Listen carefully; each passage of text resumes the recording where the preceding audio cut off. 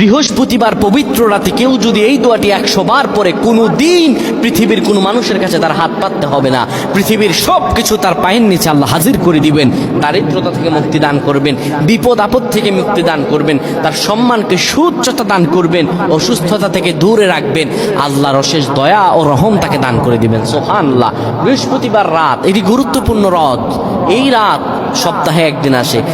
আরবিতে রাত আগে আসে, দিন পরে আসে। সুতরাং বৃহস্পতিবারের যে দিন গিয়ে রাত, এটি বৃহস্পতিবার রাত নয়, এটি শুক্রবারের রাত, এটি জুমাবারের রাত, এটি দোয়া কবুলের রাত, আল্লাহর কাছাকাছি হওয়ার রাত। সুবহানাল্লাহ। এই বৃহস্পতিবার রাত আল্লাহ তাআলা বান্দার দোয়া কবুল করেন।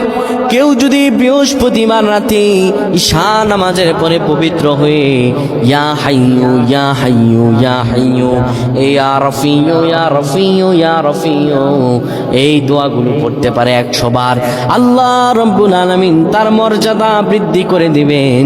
তার জীবনটাকে আমার আল্লাহ সুন্দরভাবে সাজিয়ে দিবেন। বিপদ আপদ বালা মুসিবত গুলো আমার রব্বুল আলামিন দূর করে দিবে। আল্লাহুম্মা আমিন বলেন।